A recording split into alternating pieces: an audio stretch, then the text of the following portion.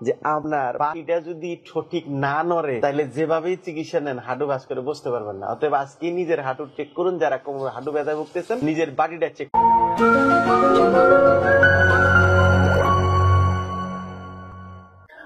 আসসালামু আলাইকুম। সম্মানিত কৃষিবিদ উনি আমাদের চিকিৎসা আসলে বেসিক্যালি ফেসবুক আর ইউটিউব ভক্ত আমাদের, তাই না? অনেক রোগী দেখে যে কিভাবে ভালো হয়।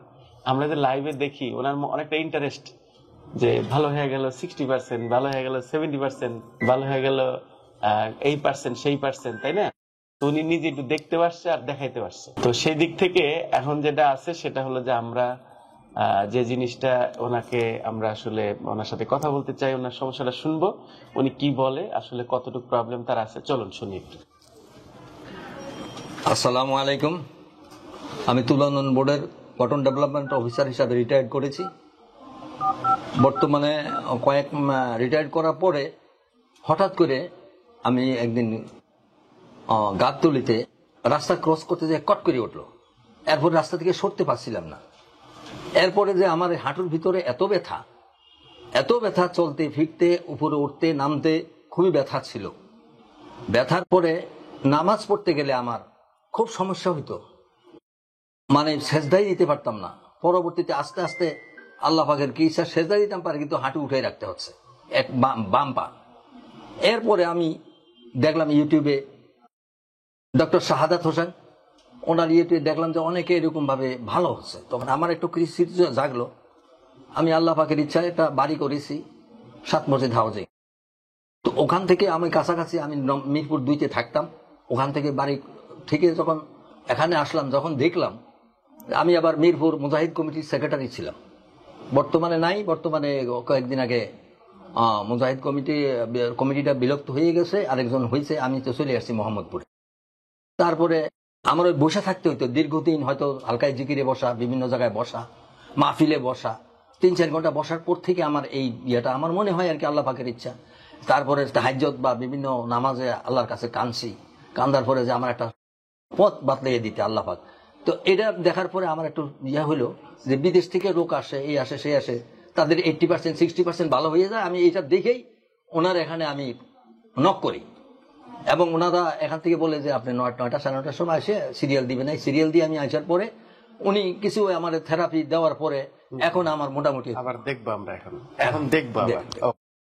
আপনি মেইনলি সমস্যাটা কি হয় বলেন তো? সমস্যাটা আমার সেজদা চাইলেই, মানে আমার মনের দুঃখ হলো সেজদাটা বসতে পারি না। আতাই তো সূরাতে বসা আমার কষ্ট হয়, মানে মনের দুঃখ হলো হাঁটু ভেঙে বসতে পারি না। দর্শক, আসলে আমাদের কাছে যে রোগীগুলাই আসেন তাদের মেইন সমস্যা থাকে হাঁটু ভেঙে কাজ করা।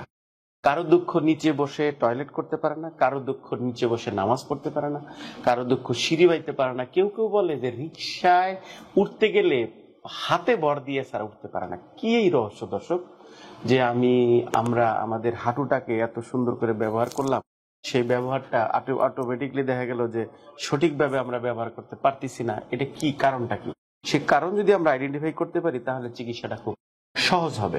তাহলে ওনার হাঁটু আমরা একটু চেক করি ওনার আসলে এক্স্যাক্টলি হোয়াটস দ্য প্রবলেম। তো সেই ক্ষেত্রে ওনার আফসোস একটাই, যদি আবার নামাজ ঠিক মতো পড়া, এবং ওই ইয়া ছাড়া আমার ওই কিনা কয় ওই যে পায়খানা আমার লাগে, কমোড লাগে। ও কমোড লাগে। ও এটা যেটা বলছিলাম দর্শক, যে আজকে মসজিদ ভর্তি হয়ে গেছে হলো চেয়ারে, মসজিদ ভর্তি হয়ে গেছে চেয়ারে, আর হলো কি আপনার প্রত্যেকটা বাথরুমেই আপনার হাই কমোড লাগিয়ে ফেলছে। একটা সাইন্টিফিক কথা বলি দর্শক আপনাদের জানার জন্য, আমি প্রত্যেকটা লাইভ এবং অনুষ্ঠানে কিছু মেসেজ দেই যেটা আপনাদের উপকার হয়। এটা গবেষণায় দেখা গেছে যারা লো কমোড ইউজ করে, দ্যাট মিনস এটাকে আমরা বলি এশিয়ান টয়লেট যেটা, আর ওয়েস্টার্ন যেটা আমরা ইউজ করি যেটা হাই কমোড, সেটার চেয়ে যারা নিচে বসে প্রস্রাব পায়খানা করে তাদের আলটিমেটলি যে পায়খানার রাস্তাটা ওপেন বেশি হয় এবং পায়খানা ক্লিয়ার হয় যারা নিচে বসে করে।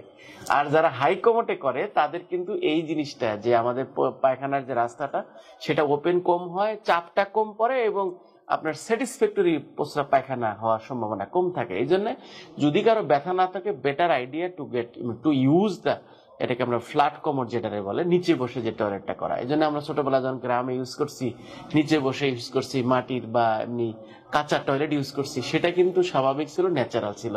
আর জীবনযাত্রার মান যত বেড়ে যাচ্ছে, আলটিমেটলি কিন্তু আমাদের অনেকগুলো সাইড এফেক্ট দেখা দিচ্ছে। সো এই জন্য প্রস্রাব পায়খানা রিলেটেড অনেক প্রবলেম কিন্তু আমরা দেখতেছি। দর্শক, চলুন আমরা রোগীর সাথে কথা বলি, যেটা আসল কাজ করি। এখন আপনার যদি ওনার আমরা চেক করি একটু, চলেন। ওনার মেইন প্রবলেমটা হলো যে ওনার একটু শুয়ে পড়ে না, হ্যাঁ শুয়ে পড়ে, এদিকে আসি।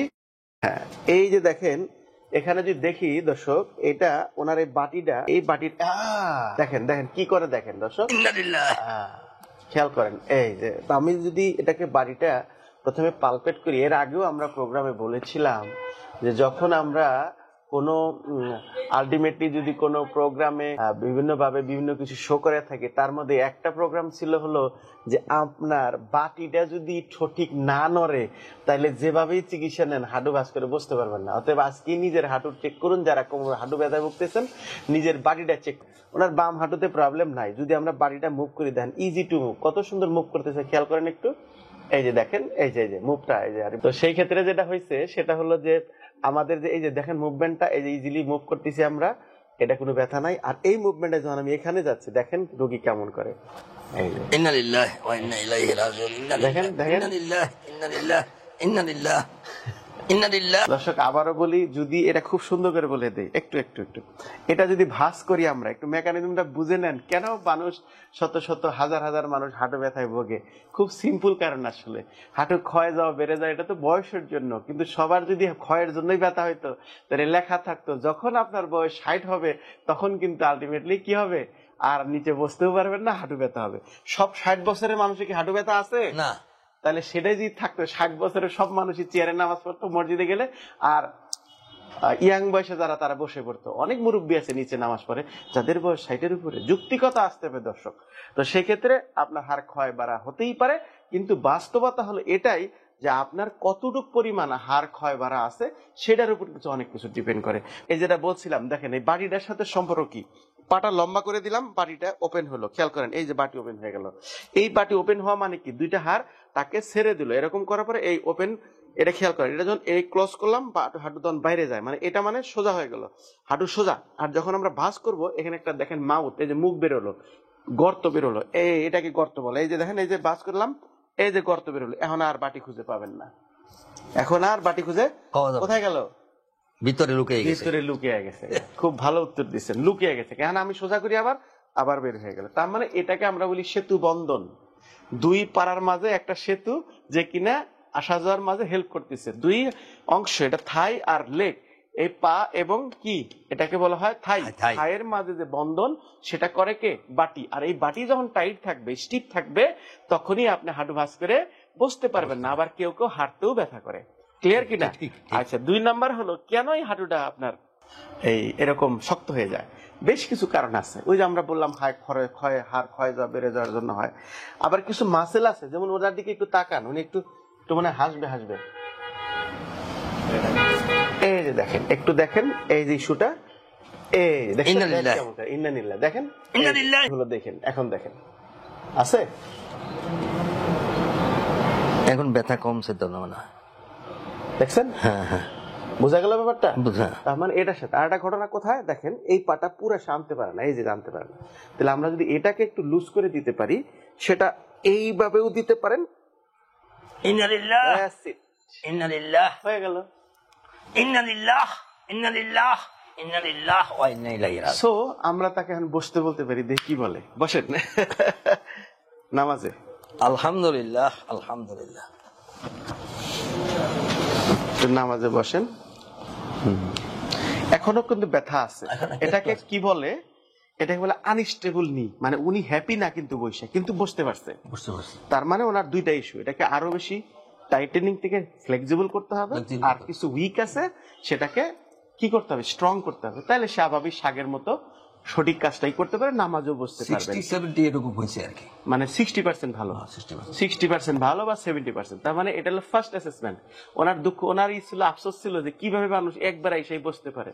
হ্যাঁ, এই যে মানুষ যে যাই অ্যাসেসমেন্ট করে বলে যে 60% ভালো, 20% ভালো, 30%, কিভাবে বলে আমি বলতে চাই, তার মানে না পাইলে তো আর বলে না উনি ঠিক, তাই তো বলছিলেন। আচ্ছা 2 নাম্বার হলো উনি একটা চিকিৎসা নিছেন, চিকিৎসাটার নাম কি বলেন? সেরাজেন। সেরাজেন। সেরাজেন মেশিন কিনছিলাম, তো সেরাজেনে আসলে তো ফ্লেক্সিবল করে দেয়। আচ্ছা, তো এখন আমি রিজিট করে আমি যেটা বলি আপনাদের, আমাদের ওনার মাধ্যমেই বা আমি যে মেসেজটা দিতে চাই যে উনি আসলে আলটিমেটলি এই সেরাজেমটা কোনো বিজ্ঞানসম্মত চিকিৎসা নয়। এটা ট্রেডিশনাল বলতে পারেন, যে কিছু মেশিন দিয়ে হিট থেরাপি দেওয়া হয়। থেরাপি মানে এক্সারসাইজিং থেরাপি, সহজ কথা একদম। সেরাজেম কোনো থেরাপি নয়। সেরাজেম একটা মেশিন বিক্রির হয়তো বা পদ্ধতি, অথবা তারা ফ্রি চিকিৎসা দেয়, কিন্তু সেরাজেম বিজ্ঞানসম্মত কোনো চিকিৎসা না। যেটা বিজ্ঞানসম্মত না সেটা শরীরের জন্য ক্ষতি হতে পারে। যারা অনেকে সেরাজেম নেন এই ব্যাপারটা মাথায় রাখবেন। ঠিক আছে দর্শক, আর কিছু বলবেন? আমরা শেষ করে দিতে চাই। আসলে আমাদের যা বুঝতেছি, আর সেরাজেমে এই ডিস্টার্বটা করছে, আমার ওয়াইফেরও করছে ডিস্টার্ব, তাই না? যাই হোক আর কি, তো আমরা অনেক রোগী আমাদের জিজ্ঞাসা সেরাজেম নেবে কিনা, আমি তাদের বলি যদি উপকার পান নেন, তবে একটা কথা হলো বিজ্ঞানসম্মত না যেহেতু, সেহেতু না নেওয়াই ভালো। ঠিক আছে, আর কিছু বলবেন দর্শকদের উদ্দেশ্যে? তবে he was interested to get live. আমার যতটুকু হয়েছে আপনার মনে হচ্ছে যে এই জিনিসটা ওটার ইয়েটা ভালো করলেই ঠিক আছে। আর নামাজ পড়ে সেজদার কাছে কাঁদবেন, আল্লাহর কাছে কাঁদবেন, ইনশাআল্লাহ আল্লাহ পাক একটা ব্যবস্থা করে দিবেন। থ্যাংক ইউ সো মাচ, আপনি অনেক স্মার্ট একজন মানুষ। আল্লাহ